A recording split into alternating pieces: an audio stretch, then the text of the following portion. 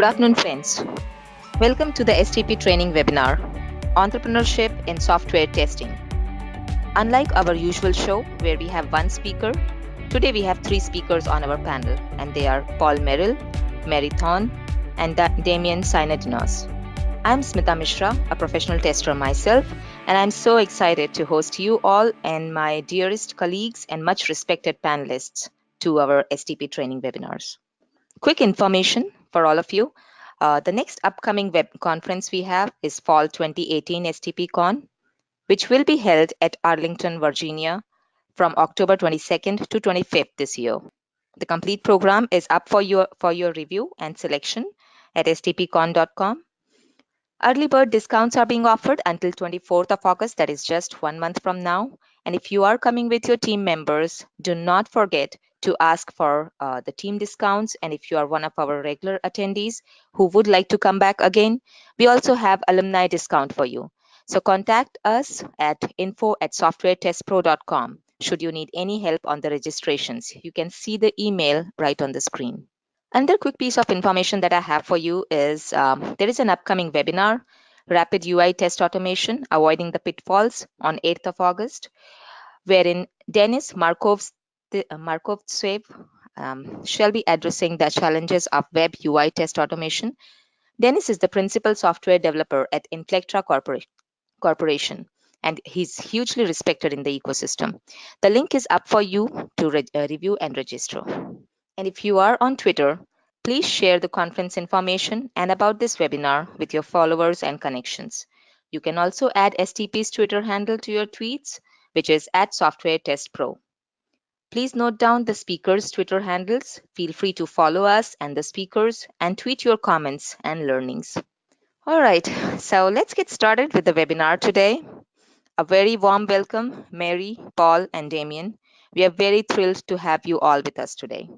And dear attendees, we will come to their introductions in just a moment, but I do wish to give a quick insight on the panel composition and format. For the subject of entrepreneurship, we really wanted to have a well-rounded panel of speakers, a mix of who have been doing it for a while and those who have just started. So if you look at the screen, we have Mary, who's a professional who recently turned into independent consulting towards towards independent consulting in 2018. We have Damien, who has been a consultant since 2016, and Paul, who has founded a testing organization in 2009. So we have a speaker who started their business about 9-10 years back, another who went independent in a couple of years, about a couple of years back, and then one who went on to accomplish her dreams pretty recently. All right, so we shall follow the question and answer format through this discussion, where I have a couple of questions around when and how they started, the do's and don'ts, efforts around sales and marketing, handling customers, especially when they think different. And because we have this format, I suggest the attendees to not wait until the end to bring up their queries. Keep your questions coming in and we shall bring them up to the panel ASAP.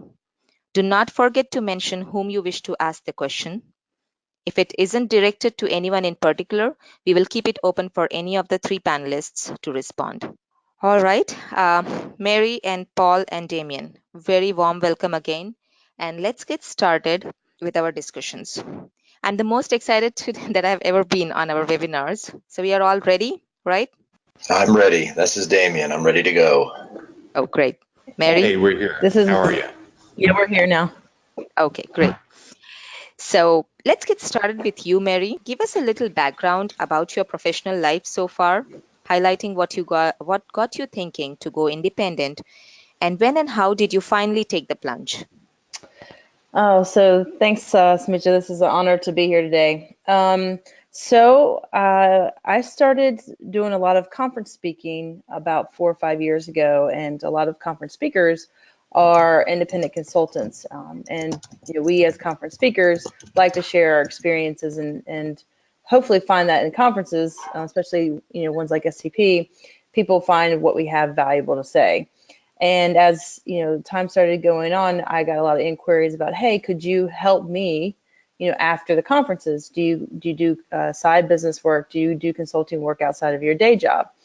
And as I got keynotes and things like that, the business or the opportunities started to present themselves pretty regular towards me, and I was always having to push away work. And so after that, towards last year, I decided, best thing I can do is at least start my company, go through all the paperwork. And I use LegalZoom.com to handle most of it for me because I just didn't have time to do that stuff. And for me, getting the business entity set up and established was step one, and step two was in, figuring out would I have enough work coming in to actually take the plunge and be my own boss.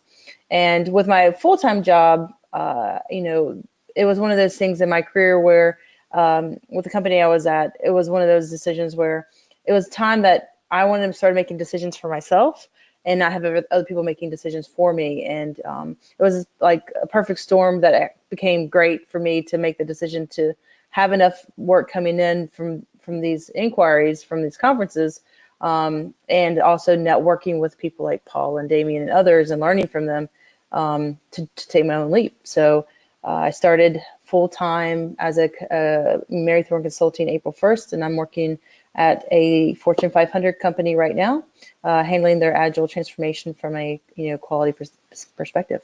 Incredible story, Mary. Thank you so much. Uh, we'll move on to Damien. So, Damien, you have worked for different consulting firms and then started Ineffable Solutions in 2016. So, tell us what you did before then and what drove you to run your own consulting firm.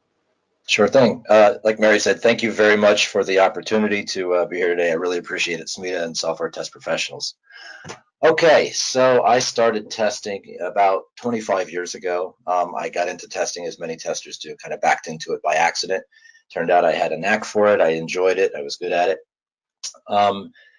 About 10 to 12 years ago, a life event kind of prompted me to reevaluate my priorities, reevaluate my own values, myself. And one of the things I discovered was at that point in my life, meaning was greater than money. That is, things that matter, making a difference in the world. And so I tried to figure out what's important to me, and doing good, making a difference, making the world a better place was important to me. So I wasn't getting that in my 9-to-5 job, and I quit that job and started another job where I might be able to have more meaning. Took less money, but more meaning, and it wasn't the case. So I took another job, and this cycle repeated itself. I kept finding new jobs with the potential for more meaning, but less money. And I was making less money, but not finding any more meaning. And then in 2013, I reached out to James Bach. I didn't know him before this. I just sent him an email entitled Frustrated in Columbus. And I said, hey, how do you keep from quitting? And he gave me a lot of pieces of advice. One of the pieces of advice was that I might be inflicting help, that is, trying to help people that don't necessarily want to be helped. And so one piece of advice was go where people typically want to be helped, like a conference. He suggested I create a talk and submit to a conference, which I was not doing at the time. So I created a talk based on some things that I know about testing and improvisational comedy, created a talk called Improv Your Testing. I submitted to a conference. It went very well. It felt like I was gaining meaning by speaking to people that were actually getting something from my message. I was doing good, making a difference. And about 4 years ago, I began speaking at conferences.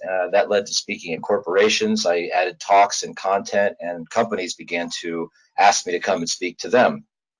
Then I started getting paid for it. Until the first time somebody offered me money, it was all out of pocket. I did it for meaning. But when I realized that I might be able to make a living at it, that's when I founded Ineffable Solutions to do it full time. So about 2 years ago, I started Ineffable Solutions to do speaking and training full time, making money with my voice, making a difference, and doing good. And that's kind of how I got to where I am right now. That's such an interesting story, Damien. Thank you so Thank you. much.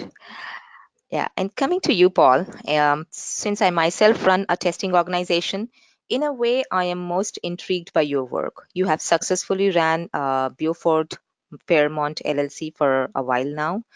So, what did Paul Merrill do before he started the organization, and what brought him to to the decision to be an entrepreneur? Hey, Smita, it's nice to talk to you and thanks for having me. So I don't know what brought me to become an entrepreneur. This is one of those things. I think I was born an entrepreneur. I just didn't know it for a long time. What did I do before this? I was a software engineer straight out of school, and almost from the very beginning, I was having conversations with people about starting companies, about writing software to build products to sell to people. And it took me, there were stops and starts along the way when we talk about how these things get started and how you go out on your own and whatever. I don't know that it's a straight path for too many people. There are people out there who do have a straight path. I was not one of them, and I think the majority of folks have starts and stops with this. For myself, I tried a couple different small products, building them out, writing software for folks or in conjunction with other people. It was just so difficult to get to market with those. And then once you get to market, there's a whole other set of challenges. So that's kind of how that got started. But then I guess 2009, I had the opportunity that was masked as getting laid off from a well-known software company. And I had the opportunity to go out and start a business. And what I started was called How to Geek On. And that was a company that I was trying to work with people to help them get jobs in IT in the downturn, in the economic downturn in 2009, 2008, somewhere around there. And it was a wonderful experience, but it kept me up a lot of nights because it just didn't work. There were a lot of things that just did not, it was an absolute and utter failure. It was a terrible failure, but I learned a ton from it. Basically, there were a couple really big problems with the idea. Number one, people without jobs don't have money to pay you. That's a pretty big problem. And then number two, in our area of the country and the Research Triangle out here where Mary and I are, there was never unemployment below or above about 3.5% with IT professionals. So it's a wonderful place to live. It's a wonderful place to have a job, but it was not a great place to start that particular business. So I decided from then that if I was going to, or when I started another business, it would be something where people wanted to pay me. And even during How to Geek On, I had folks wanting to pay me to do test automation. And so that's what we specialize at Beaufort Fairmont is test automation. We help folks put together strategies and plans for how test automation can help their companies move forward and deliver software faster at higher quality. We do training along with that, and we also do consulting, and we have dedicated experts that can help teams out. Hopefully that answers your question. Thanks for asking it. This is great. Absolutely, Paul. All of your stories are so incredibly inspiring, and we will keep coming back to them more as we go further in our discussions. But moving on to our next question for now, which is a bit obvious question, since most of us who wish to go independent would like to ask, what are some of the do's and don'ts of the story? In the sense, can you throw some light on how much and what all preparation you did before you got started?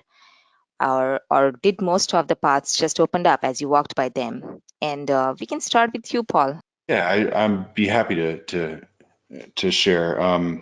Do's and don'ts, I guess, and how did opportunities just come up? Was that the question? Did they just kind of show up Yeah, in front of me?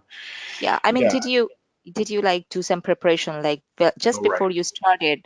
Did you think that I should be looking at XYZ actions or items or make these preparations and then Yeah. go for it, or just? Yeah. So I guess there were a couple things with How to Geek On. When I started that, I sat down and spent months working on a business plan through a course that I was taking at a local community college. And what I learned by doing that and then getting the company started was that it's really, really helpful to know all the questions that are in a business plan. It's incredibly important to know the answers to those for your business. But also, the second you write a business plan and actually try to do it, you can throw it out the door because everything's going to change. You don't know anything about what's going on until you actually try to do it. You can't think your way through it. You can't abstract and project your way through it. You just have to do it and learn from it as you go. So in that sense, yes, I did prepare, and I was reading all along. I've always been interested in entrepreneurship since college, basically, and about business. So I was always reading Entrepreneur magazine, and I'd read things where people talked about save up 2 years of your salary before you get started. And when I made the jump to Beaufort Fairmont, and this was really, I started it basically 2009, 2010, but in earnest, I left a contract to do this in full time, like really go out there on my own with no safety net in 2012. And when I did that, that was incredibly scary. It was a big leap of faith. And I did not have the 2 years of salary in place. And I learned some lessons from that. in good ways. And sometimes one of the things I learned is sometimes when your back's against the wall, the best things happen. Yeah, but you do need a lot of guts to do that. Yeah, and not everybody can do it. Not everybody's in the same situation, and there's a lot of detail that I'm not adding here to help you get a full picture. So don't just jump out there on your own. Make sure you understand the risk to yourself, to your family, and then be willing to accept the risk. And that was a big part for me, was accepting the risk and the things that came afterwards. Mm-hmm. Mm-hmm. And so how was it the same for you, Mary, or was it any different? How much did you prepare and what kind of preparation? So, my mentor would tell me I had the worst business plan in the world. And that was, my business plan was I was going to partner with all of these other companies. So Paul and I, had a business agreement and did a vendor, I was on his vendor list, right? I did that with a couple of other well-known vendors in the area. And so my actually business plan at the time was I'm just going to take over spillover work for these vendors if they need it. And so, there's several, lucky vendors in the area that had spillover work for me. Now, I would say that wasn't a horrible business plan. The part that ended up being horrible was there was so much spillover work, which is a good thing. I didn't know what to say no to. And as I started to really think about what I love to do and the type of work that was coming in, I was realizing that I didn't want to do half the work, spillover work they were giving me. And so as I have progressed and refined over the past 6 months of really understanding what I love to do and how I want to grow my company, that's a lot more clear of what work I will say no to.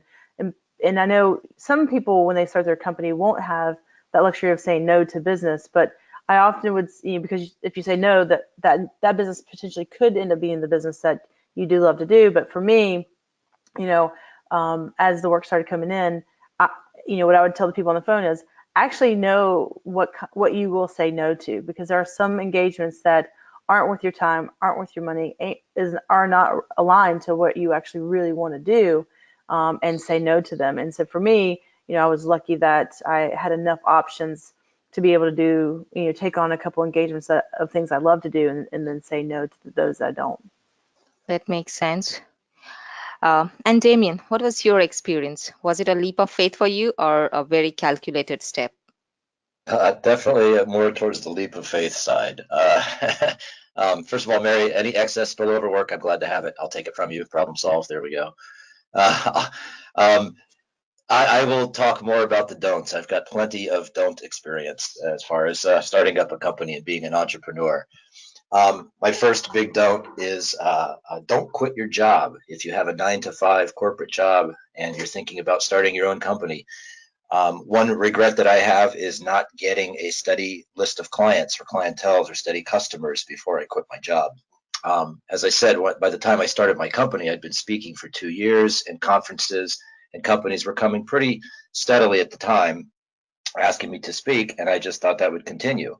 But as it goes, things ebb and flow, and after I started my company, I entered an ebb phase where there weren't a lot of requests for me to come out and speak and train. And all of a sudden, although meaning is now greater than money in my priority list, money became an issue. So I would, if I had a 9-to-5 job to continue to support me financially, I could have focused more on building my client list. But as the case was, I quit my job, and so it became very difficult very quickly. My next don't is don't give up. This is more of a soft thing, but over the last couple of years, there's been a few times that I wondered if it was worth it. Paul talked about accepting the risk, and I wondered, am I willing to accept this risk and the pain that's associated with the journey of being an entrepreneur? But fortunately, I have good friends. I have many professional acquaintances and a great network. I have a very supportive wife, emotionally, financially, and they have helped talk me off the ledge, talk me back off the ledge quite a few times. And so don't give up, and do get support from your family, friends, and coworkers through this journey. I think that's very important. So there's a couple don'ts and a do. A great sign of entrepreneurship right here. Damien just pitched for work on a live panel. Yeah, apparently all three of our speakers are tilted to leap of faith. but are suggesting otherwise to do in future. I'm now coming to the question that is closest to my heart, more so because when I started my consulting firm, I had never done sales or undergone any relevant training for the same. By nature, I wasn't a salesperson, and all of this reflected in my early failures, especially to strategize my sales. I didn't build a good pipeline of work and had to pay for it. So my theory was I'm good. I was valued at each of my previous organizations. So obviously there shall be no dearth of work. What I failed to notice is that McDonald's, as famous as they invest heavily into marketing, and I see their advertisements online, offline, constantly, consistently capturing mind space of their potential consumers. So I wish to ask my panel here today, are your stories any different when it comes to sales and marketing? Being in the knowledge industry and not really in a manufacturing one, how did you go about it at the initiation of your business, and how do you do it now in terms of the time and effort you spend on it? Do you have a team to do it, or you do it yourself? And how, Damien, you want to go first? Sure, I'll take this. Somebody sent me a couple pages out of a book recently. I'm not sure, maybe it was a Peter Thiel book, but it said something to the effect of, without a sales and marketing strategy, no matter what your product or service, you don't have much. And I think they used an example of the cure for cancer.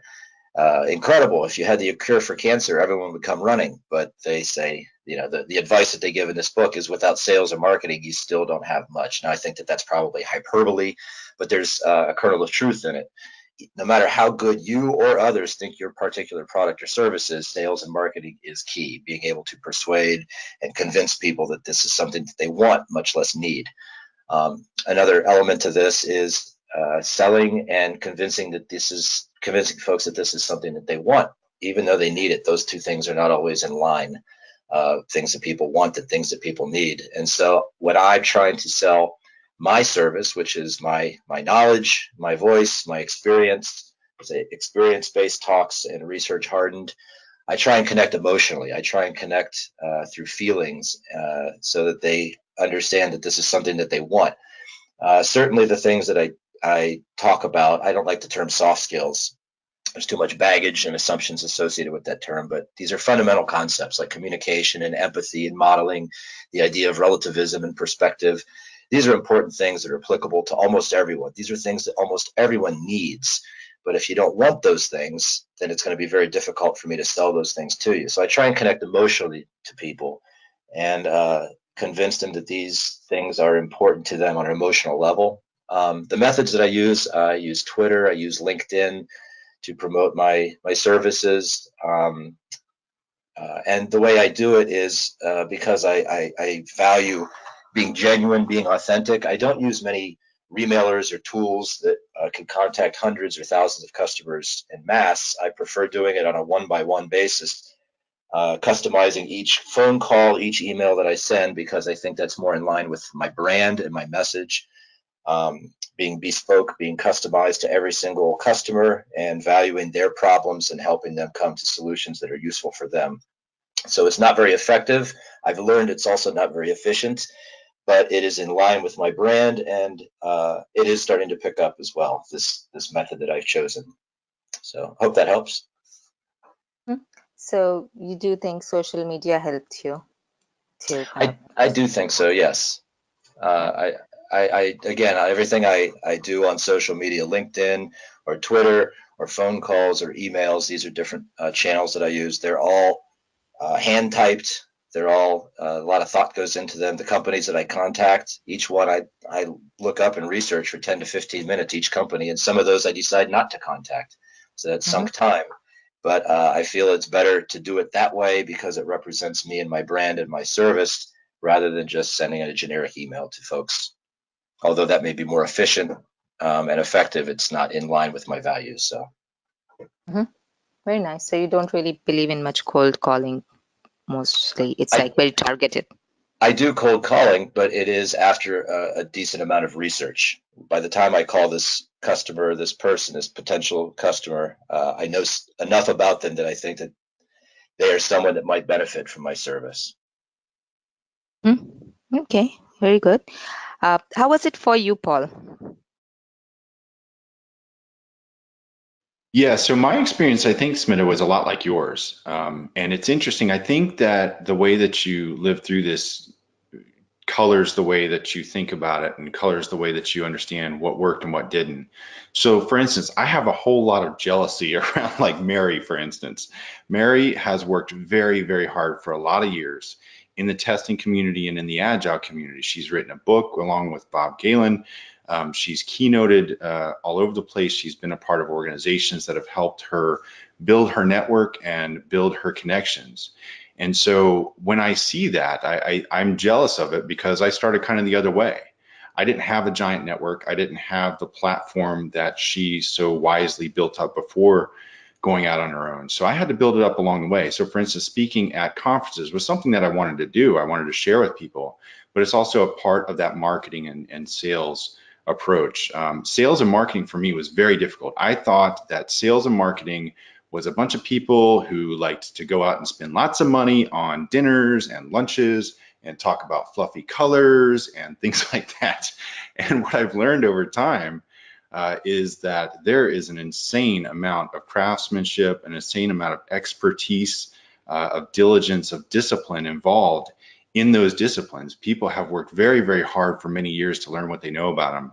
So for me, I had to come up to just being a functional level of salesperson, a functional level of marketing in order to move things forward. With most of these things, for most people that start their own businesses, you start out alone.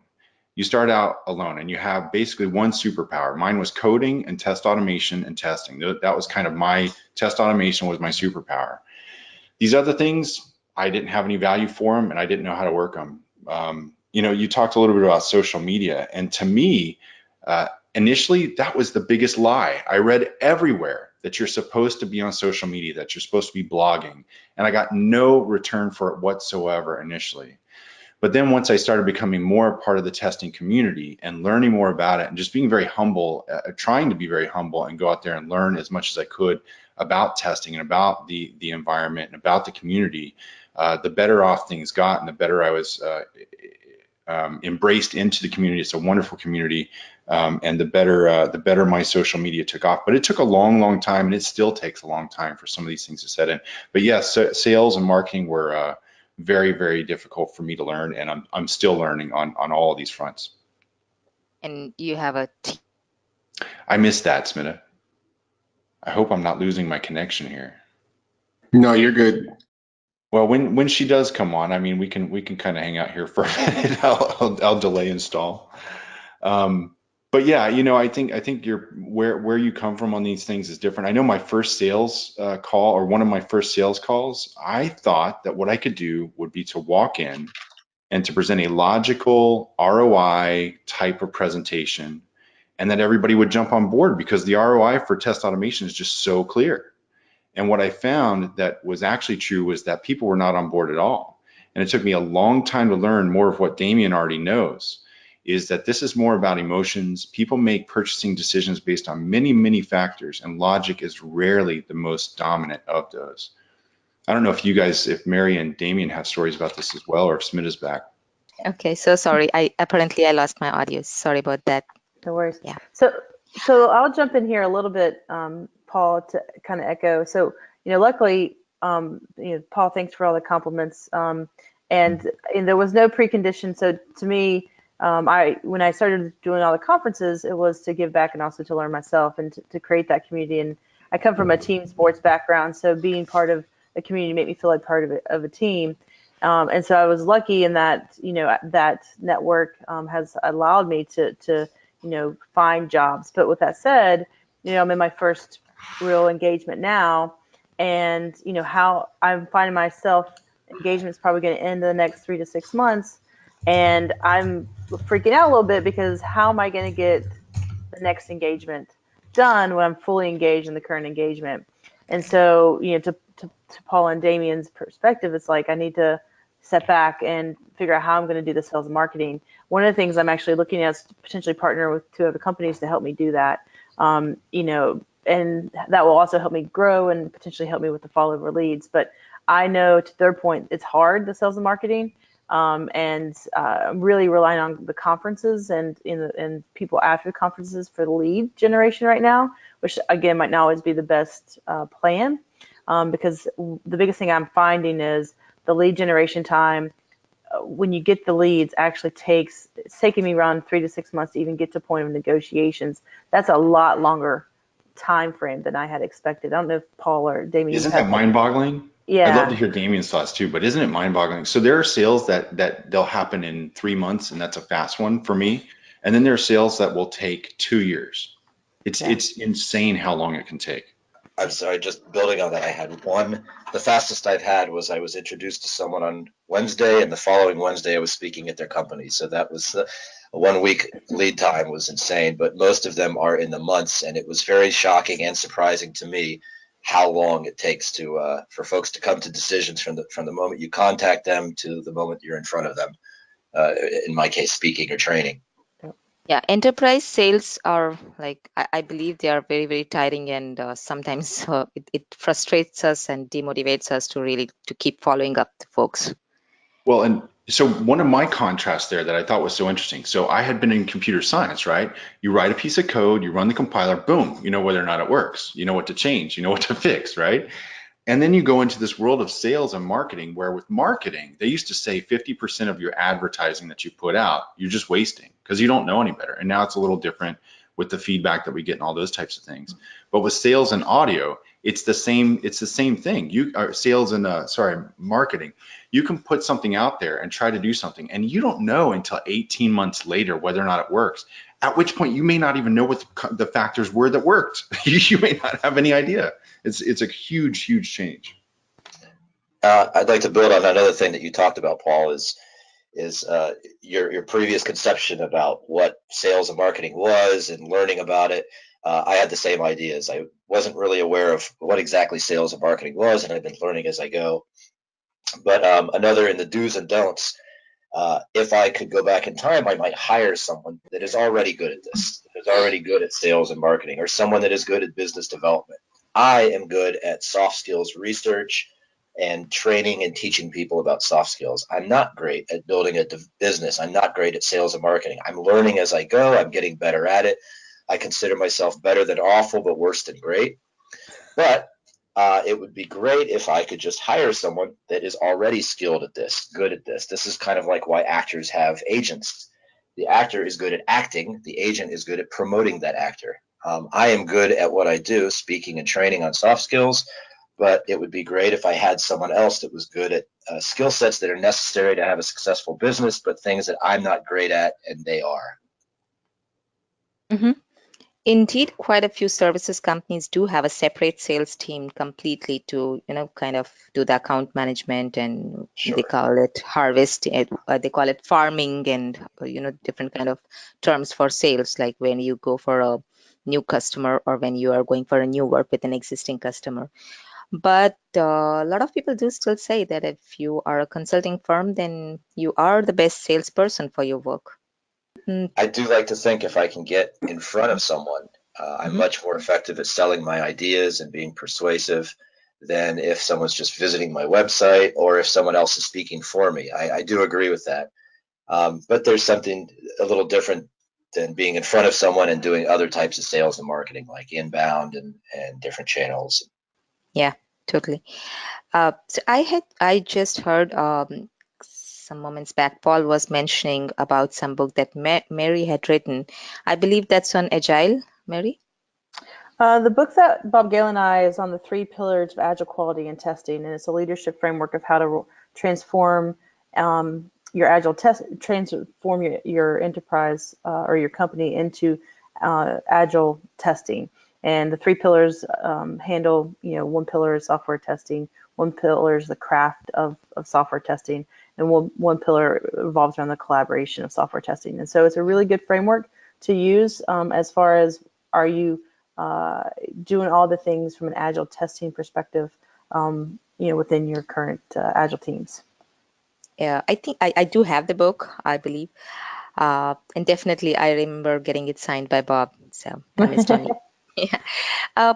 That brings me back to you, Damien. While I was researching on your profile, I noticed a very interesting fact about you. that you also wrote a book recently. So is it a totally separate passion that you're following on writing, or is it something to market your work? Like I see most people do write books to present themselves as the subject matter expert around their topics. So through the books. So but I do see that the book is not really related to testing. So what is it about? Aha, that's a great question. Thank you for mentioning it. I would challenge that. It is not for testing, but it could be about testing. So what you're talking about is a new book I wrote. It's a children's book called Hank and Stella in Something from Nothing. The website is hankandstellabooks.com. So I think I mentioned earlier my very first talk I created for a conference was called Improv Your Testing, where I used the principles and skills of improv comedy, improv theater, as a metaphor and a method to teach software testing. A lot of the things that actors do and say on stage are not only effective at helping them entertain an audience, but those same principles and skills can also be applied to a lot of different contexts, such as testing.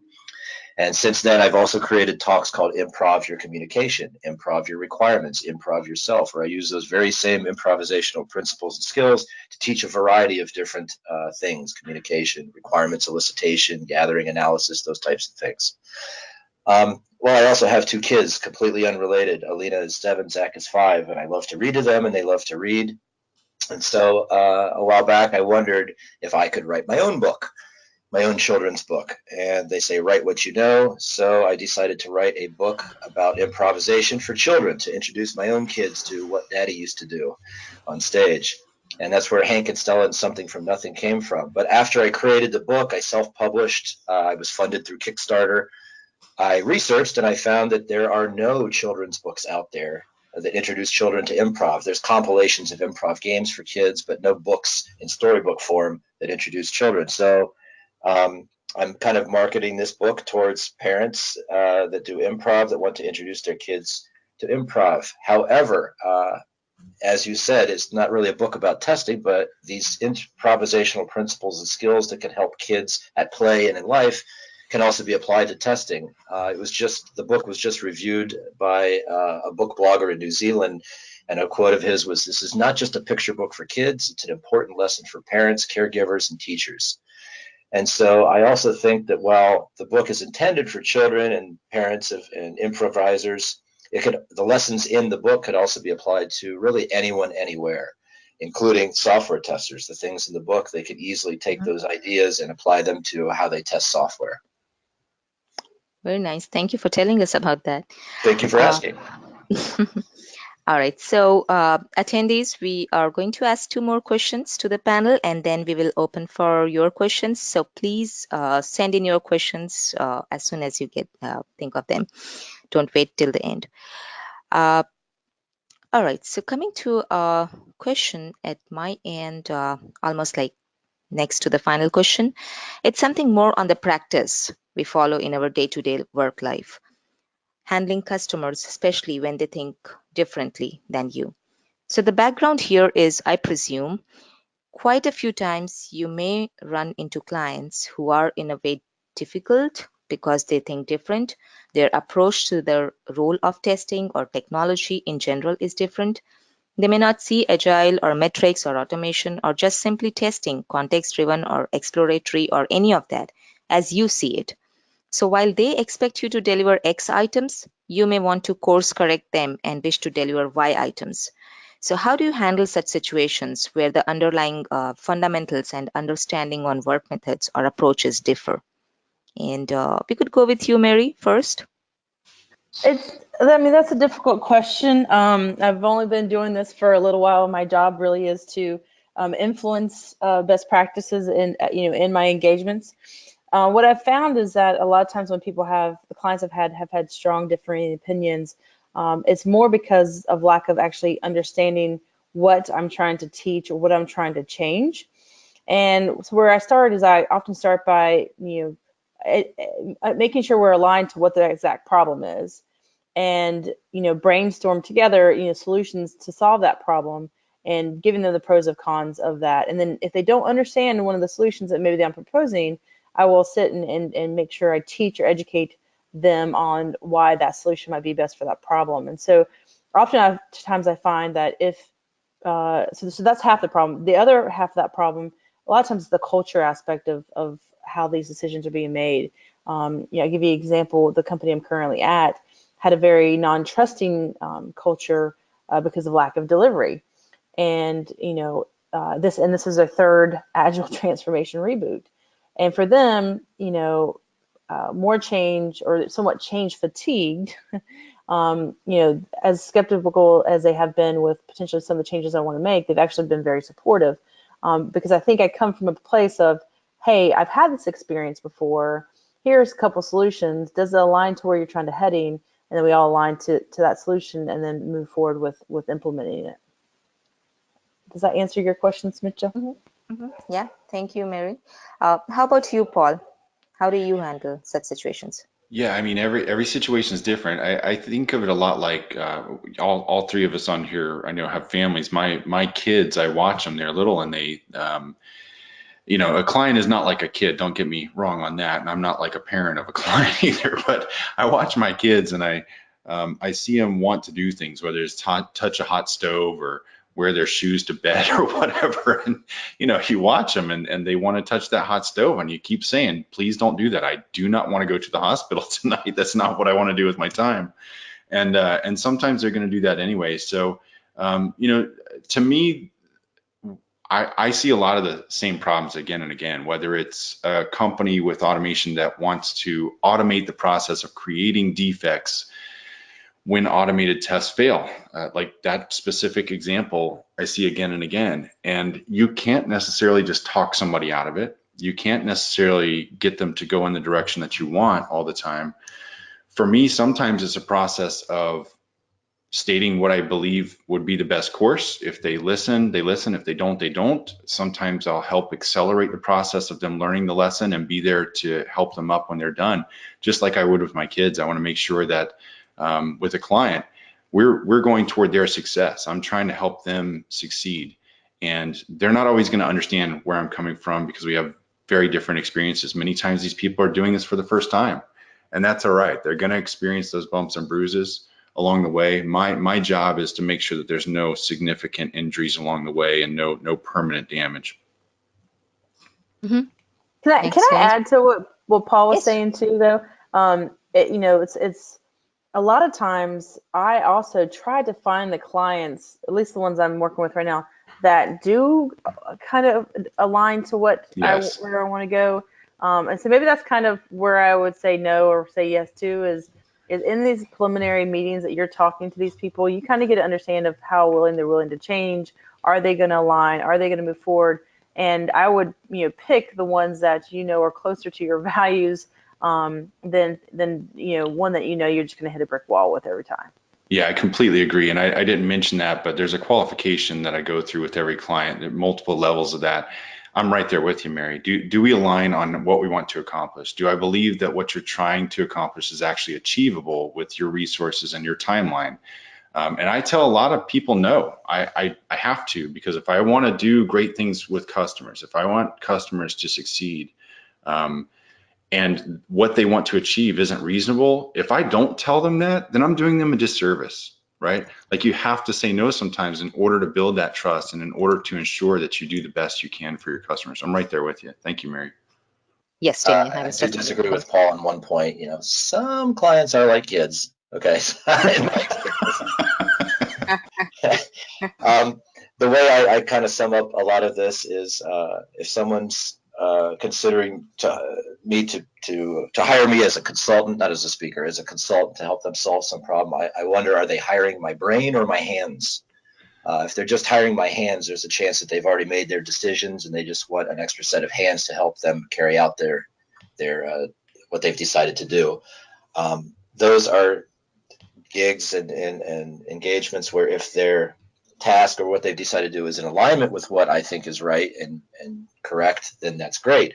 But if it's not, then I might have to say no. I prefer those engagements where they're hiring my brain, though, where they're asking for my opinion and my expertise and my experience to help them decide what to do. And then also perhaps using my hands to help carry out that decision.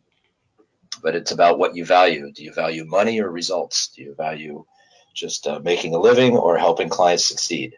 Yes, most of it I agree, but just to add to all that we said, all three of us, is yes, it is about the customer's success, and yes, it is about saying no to them when we clearly know that we cannot achieve that. But I also think it's in our selfish interest to do that, because it's almost like setting ourselves up for failures if we just take their vision and do not really, deep dive into it, or do not put forth our thoughts, and we just say, okay, if you want this, we'll get it to you, knowing fully well we won't be able to do it. And at the end of it, we are at a loss of not getting a repeat business. One of the reasons I got out of the 9-to-5 corporate environment was because I felt I didn't have enough agency, enough control over what happened. No matter my role and my authority at work, I felt like I didn't have enough control. And so if I end up taking it as an entrepreneur, taking a consulting engagement with a client that just wants me to do what they want to do without asking my opinion or expertise, then it's just like I'm back at a corporate office without control again. And that's not what I want to do. Totally. Yep. So here's my last question for all of you. If you had to give just one single message, 1 to 2 tips to the budding entrepreneurs or those who are going to go independent in near future, something which is the total crux of your learning, or at least to that tune, what would that be? If you could start with Paul. And Yeah, I would say do it. It's number one. You have to do things. I looked around for a long time and I saw a lot of people that were doing these things, and I was trying to understand, well, they're not smarter than me. They're not better than me. They don't have better this or that than me. Their situation might have been very much the same as mine when they got started. And I kept looking for that difference, and there isn't one. The difference is they did it and you haven't yet. So go do it, learn from it, rebound. Every time you get knocked down, get back up, just keep moving forward. Mine's similar. I want to add to that. So it was interesting. I kept thinking about how to answer this question.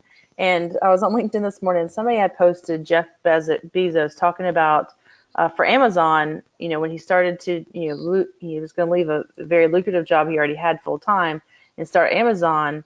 He was really torn because his boss said to them, why would you people who start companies when they don't really have a job.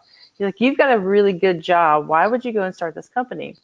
And Jeff Bezos said he took it back and he was thinking about it, and he's like, there's some validity to what his boss was saying. And then he said, you know what? I asked myself the question, when I'm 80 years old, if I look back, would I regret not starting the company? My answer is absolutely yes. And that's kind of where I was when I was deciding to make the final leap, was like, if I don't do this now with the opportunities that I have, you're never going to do that. And will you regret it?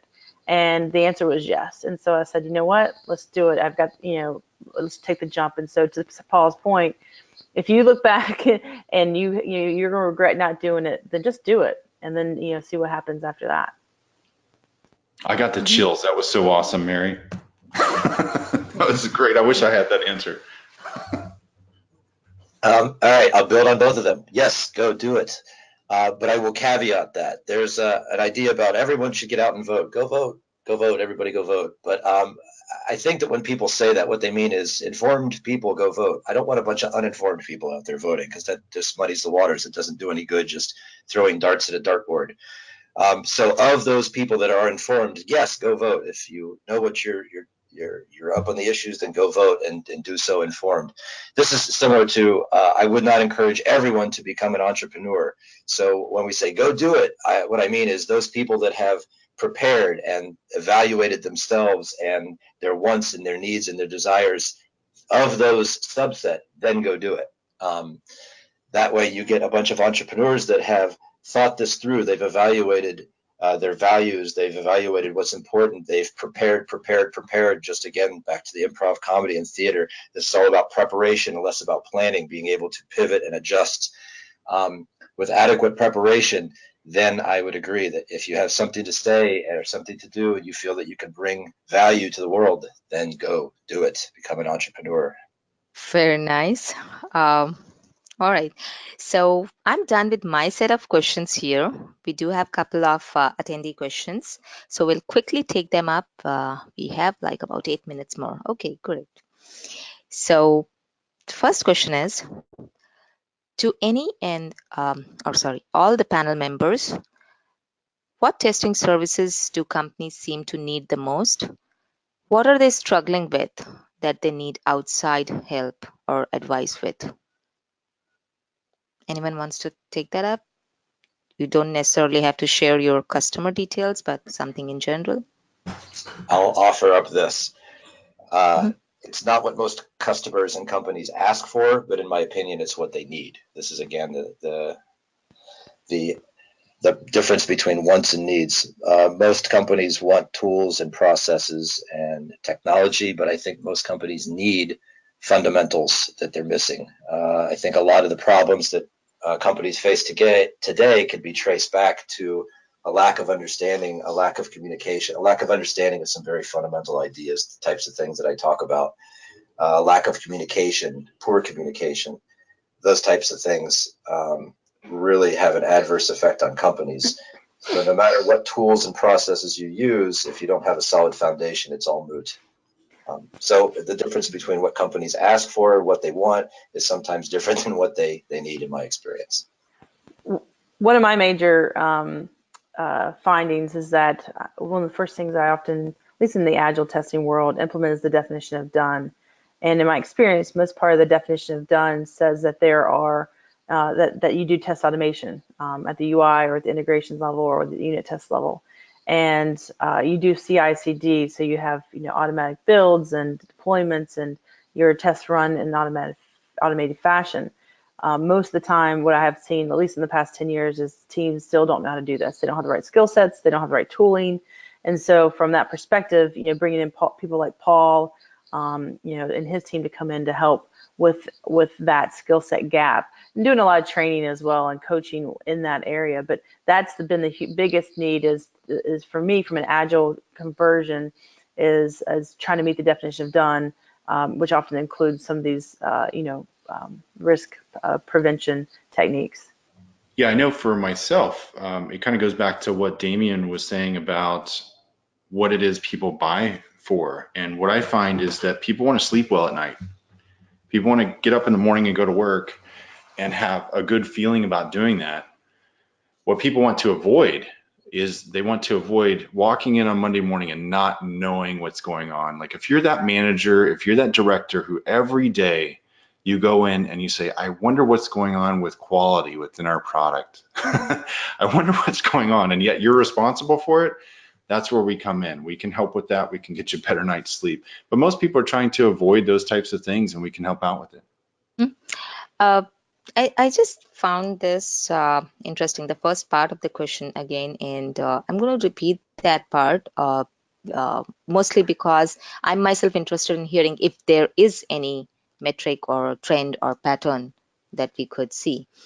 So the first part was, what testing services do companies seem to need the most? Like, is there like most of them want automation, most of them want security? Is there any pattern that you notice when companies come to you or you go to them? Yeah, lots of companies want automation. Services, though, I mean, the service, most of them are just trying to solve some problem. I don't know one specific service. I don't see a pattern with that. I wish I had the answer. And the question almost leans toward what's the best idea to crack into the testing space as an entrepreneur. And Yes. frankly, my experience is that ideas do not matter. They do not matter. What matters is your execution as a business leader. That's what matters. Like to me, you have to have something that people will buy. You have to have an idea that makes sense. You have to have something that's either proven itself in the market or proves itself in the market otherwise. But it sounds like that question is like, hey, give me a nice niche to get in here. If I knew it, I would be doing it. Totally. So the conclusion here is, in fact, that it's mostly about the overall solution that we are looking at and not really a type of testing service. Another one is very interesting. So they have this question to all of you. If a company offers you the same amount of money that you earn in a year, like your gross income, but as a regular contractor or employee, which has no time to do other work. So would you like close your businesses today and accept this offer? I guess for me, this is Damien. It depends on what the work is. That's a challenging one. I think one of the things I'm challenged with right now is trying to decide about whether or not am I going to grow the company and hire people, or if I'm going to be okay with me being the only person working for Mary Thorne Consulting. And so that's actually a challenge or a roadblock I'm at right now, which is, hey, let's just say my current engagement decided, hey, we want to convert you full time, and you just, close down Mary Thorne Consulting. Would you do that? And I'm at not a roadblock, but it's interesting offer. But what I've liked about being my own boss is that I am my own boss, and I don't have to worry about climbing the corporate ladder anymore because I have my own company. However, there are days where I feel like I am the single point of failure at Mary Thorne Consulting. That if I get sick, whatever it be, that contract will be ended, and now I'm not providing for my family. So for me, I think I'm having to make a really hard business decision in the next 6 months to a year on, do I go and partner Mary Thorne Consulting with another company so that I have the help of the sales and the marketing area, and that way, and then they can help me hire other people to the company. Do I grow it myself and then hire like one person to do marketing, sales, and be recruiting for me so as I grow? Or do I just continue to make Mary Thorne the best person she can be and keep learning, and which I'm always going to do, but like kind of come up with more craft and just rely on myself for here and forever? And so, I mean, it's a hard question to answer for me right now, and I'm not sure where I'm going to land on it. But I think anything's possible. Yeah, to me, this is, we're all different. To me, this is an easy question. I feel like I've answered this many, many times. And in fact, I think it's absolutely crucial for moving forward for me. For a long time, I was a practitioner and single person shop. And so each contract, at the end of the contracts, they'd say, hey, can we hire you? Or during the contract, or 1 week into it, can we hire you? And if I wanted to keep doing what I was doing, I had to say no. So, I mean, I feel like there have been times when the question was much, much different. The question was, would you like to make 2 or 3 or 4 times more money than you make right now and come and work for us? And for me to achieve the goals that I want, to do what I was built for, I have to say no. And I know that I have complete confidence in this company, in Beaufort Fairmont, and where it's going, in our team members and the people there. And that's my choice. I made that choice already. I committed to it. So there's a lot more to this than money from where I'm sitting. And this is the happiest even during the worst times, is the happiest I've been in my career because I'm doing what is right for me to do. I'll echo and build on that, Paul. As I listened to you speak and I thought more about the question, I think my initial answer was, well, it depends on the work. But I think in reality, it depends on a lot of different things for me to be able to answer honestly. But I think the spirit of the question is more about, is it money over entrepreneurship? Would you trade in being an entrepreneur, having an independent business, to just go and make the same or more amount of money? And again, for me personally, it sounds like for Paul and Mary as well, it's not just about money. It's about freedom. It's about values. It's about all sorts of different things that made us take this leap to becoming professional, independent business owners. And I really love working for myself and being an entrepreneur. So it would take a heck of a lot more money, or more than just money, to make me stop. Yeah, and for me, one of the things that's so important, we just had a customer that in the last year, using some of our dedicated people, plus our consulting and our strategy, they've gone from having basically no automation to where they have a project that's got 87% code coverage with test automation, using our strategy and our people, and so many other benefits that came along with this. They have a feeling, they understand what the quality of the product is, they understand the liabilities with the product, they understand the risk. Their people are much deeper into the product and understand more about what's going on. They can report on it better. Everybody has a good feeling about it, and it's moved so positively. And to be a part of that, like, I'm not the one doing the work. They're the ones doing the work. They're doing the hard, heavy lifting. But to be a part of that is tremendous. And to get to see it again and again and again with my clients is worth a whole lot. Mm-hmm. So in the interest of time, I'm going to cut this discussion short here. And we do have a couple of more questions here. We've already crossed the time. So I'm going to take just one last question, which we can quickly answer, especially because it's from our dear friend, Matt Hutchison. He's asking it to the whole panel: when trying to balance working for your clients, following up on lead generation, and then balancing family time, what techniques do you apply to continue expanding your skills? The testing landscape continues to change. So anybody wants to take up the Mine's backstory? simple. I time box a lot of stuff. Okay. Yeah, same with me. I use my gut. Okay. I use feel. Does it feel right? Does it seem reasonable? I think you're talking about balance between work and home life. I think that was the gist of the question. Mhm. If I feel like I'm working too much and I'm neglecting my family and my kids and my personal interests, then I will scale back. If I feel like I'm not doing enough to build my business, a lot of what I do is read and research and build new content. So if I'm not doing enough of that, then I will up it. But I always try and just use my gut as a good way to check and see if things feel right. Did we lose Smita? We may have. Yeah, it looks like Smita for some reason is permanently muted. But yeah, it sounds like we're up, ran out of time. We don't have any more time for questions. It looks like there's a few more. And we'll definitely try and get these out to you guys, and maybe we can get you guys to answer these on your own, and then we'll pass it on.